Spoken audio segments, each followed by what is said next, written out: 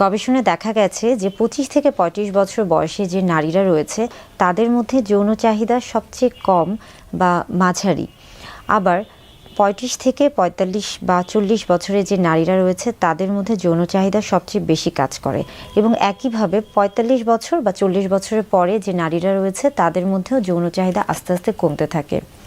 এখানে আসলে বেশ কিছু বিষয় কাজ করে। সবচেয়ে গুরুত্বপূর্ণ যে বিষয়টি রয়েছে সেটি হচ্ছে হরমোনের যে বিষয়টি।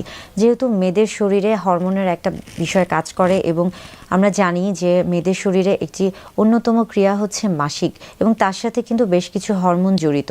অর্থাৎ এবং একটা বয়সে গিয়ে বিশেষ করে 40-এর পরে কিন্তু তাদের মাসিক যখন বন্ধ হয়ে যায় তখন কিন্তু তাদের শরীরে একটা হরমোনাল ইমব্যালেন্স হয়ে থাকে, যার ফলে কিন্তু তার শরীরে একটা সব কিছু মিলে কিন্তু একটা নতুন একটা প্রভাব পড়ে।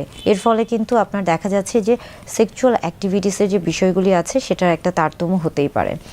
আবার অনেকে মনে করেন যে 25 থেকে 35 বছর বয়সে সবচেয়ে বেশি যৌন উত্তেজনা থাকা উচিত নারীদের ক্ষেত্রে, কিন্তু আসলে দেখা যায় যে 25 না, বরং 35 থেকে 40 এই বয়সটা, বা 32 থেকে 40 এই যে মাঝারি যে বয়সটা, এই বয়সেই আসলে নারীদের যৌন চাহিদা সবচেয়ে বেশি থাকে।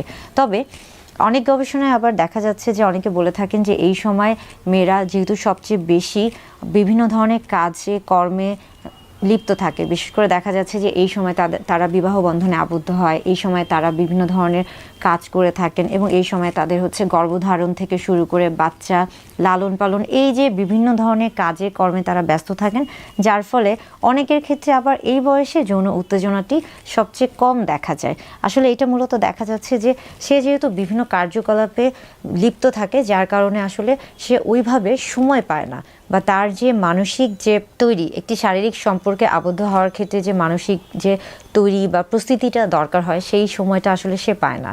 এই জন্য আসলে এটা নির্ভর করছে ওই মানুষের বা ওই নারীর শারীরিক এবং মানসিক অবস্থানের উপর, এবং তার দৈহিক অবস্থানের উপর, এবং তার পরিবেশ পরিস্থিতির উপর।